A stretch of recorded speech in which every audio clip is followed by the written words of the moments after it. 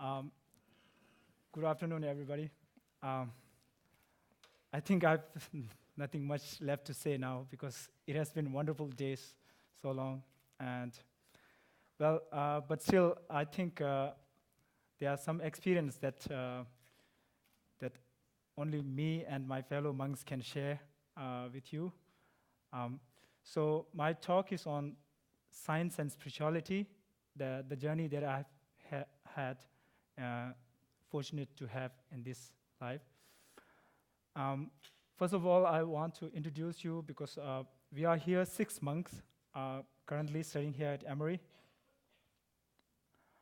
These are the 6 selected monks studying at Emory. We took this picture once we are here in Emory. This is a amazing environment here in Emory. Um, and I'm sure that many of you have seen us walking around the campus, attending classes, working in the labs, and checking out books and DVDs from the library. And yeah, so you might have wondered who these people are. People with close-cut hair, funny maroon dress. I wish every day is a Halloween so that I don't have to. uh, and those of you who have seen Tibetan monks before might have thought that we are here to study religion, or maybe creating Zen mandala. That's and but I'm a Tibetan Buddhist monk, and there are other monks who you can see the blue color. He's not a Tibetan Buddhist, but he's a indigenous religious practitioner of Tibetan. So we are here to study, but not religion, science. And there are many other monks who are taking science class each year in a month-long science education program back in India. This is one such class where monastics are learning about evolution. This is in India. This phenomena has been going on for several years now. And whole monastery, because we have a different way of studying Buddhist philosophy. We study through debate. So imagine whole monastery debating not philosophical issue, but intricate matter of science. Not in lab, but in debate courtyard would be amazingly wonderful. This is how we used to debate. This is not a martial arts exhibition. Okay, and yeah, so if this happened, then it would be a major reformation for Tibetan monastic learning. And I hope, it's not accomplished yet, but I hope it can be accomplished in the near future. For this end, many science program has been initiated to teach the monastics. Science workshops, seminars, and classes such as Emory Tibet Science Initiatives has been started back in Tibetan community with wonderful results. For me and many of my classmates or my fellow monks, we got this opportunity through Emory Tibet Science Initiative, or ETSI.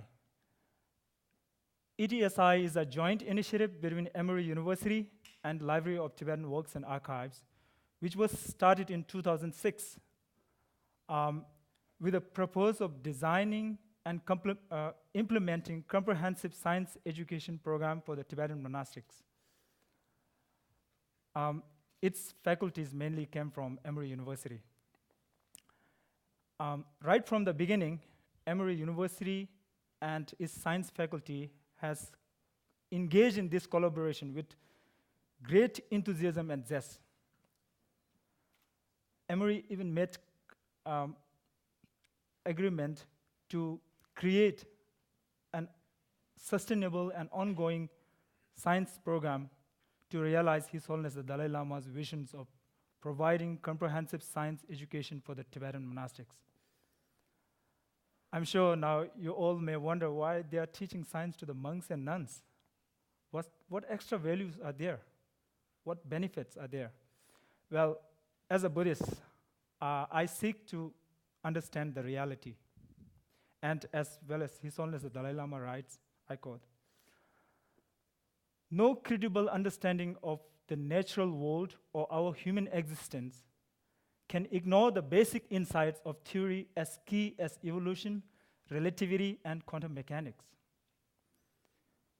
In fact, science has the capability to reach the depth of the space or even depth of the fundamental particles, the world that has remained inaccessible to us without science, or I can add, without high degree of meditative power. I strongly believe that scientific methods of inquiry is very powerful and as well as very useful tool to have. For instance, I find the theory of evolution based on natural selections to be evidence-based, sensible way of explaining the origin and growth of life on this planet. It explains in great detail the evolution of physiological structure and functions of organisms. Well, in Buddhist texts, there are brief mentions about how sentient beings evolve in our world system. However, the mechanism of such evolution has not been identified. Therefore, I feel that Darwin's theory of evolution can complement and add richness to our worldview. Similarly, the clear descriptions of elementary particles and how the entire material world is constituted of these particles are very helpful insight to have. The descriptions of ephemeral nature of elementary particles and their unimaginably short decay time provide wonderful insight into the nature of impermanent nature of these particles, which for a Buddhist practitioner like me is a very useful tool to overcome attachment. One practical application of scientific knowledge for me has been the understanding of phenomenon called apoptosis, or the process of programmed cell death. This process indicates that at a very fundamental level of human body, it's in the nature of eventual decay and demise. That resonates very strongly and closely with the teaching of First Noble Truth, the truth of suffering. For me, this understanding brings very powerful and immediate insight into Buddhist understanding and theory of impermanence and suffering nature of our body, human body. On the other hand, I've been talking about the benefits from what I learned from the science. On the other hand, Buddhist understanding of internal mental world and its contemplative techniques are highly relevant in this modern time. It has the potential to serve the humanity. Even studies shows that there are many people in the West who are actually using these contemplative techniques to deal with stress, depression, and other mental afflictions.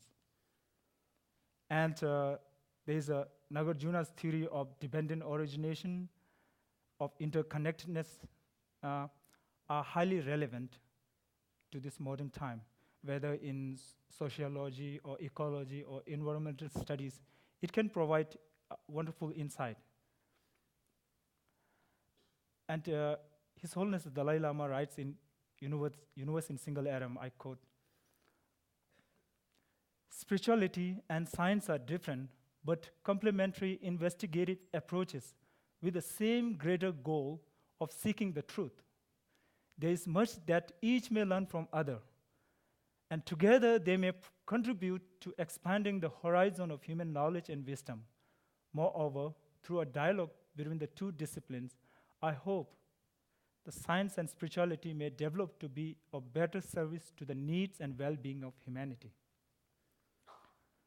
Well, of course, there are major differences between these two that we may not be able to reconcile, or that may not even be necessary to be reconciled. And there are other challenges for monks like me who are studying science, even though I enjoy listening to the lectures such as evolution, quantum mechanics, relativity, or atomic theories, these concepts are often deep and complex, that requiring advanced math skill that, of course, I do not possess. Despite such limitations, I strongly feel that the exchange of ideas between these two may have to continue, and there is a possibility that it can create or make them more, you know, helpful for the need of humanity. I feel that this should be the larger goal between these kind of exchanges, the betterment of humanity. I would like to conclude my talk with yet another quote from the Universe in Single Atom. In essence, science and spirituality, though differing in their approaches, share the same end, which is the betterment of humanity. At its best, science is motivated by a quest for understanding to help lead us to greater flourishing and happiness. In Buddhist language, this kind of science can be described as wisdom grounded in and tempered by compassion. Similarly, spirituality is a human journey into our internal resources with the aim of understanding who we are in the deepest sense and of discovering how to live according to the highest possible idea. This too is a union of wisdom and compassion. Intelligence, when conjoined with compassion, has the potential to uplift the humanity. Science, when conjoined with spirituality, has the similar potential. I hope this kind of exchange continue to grow and produce wonderful fruits that we all may enjoy. Thank you.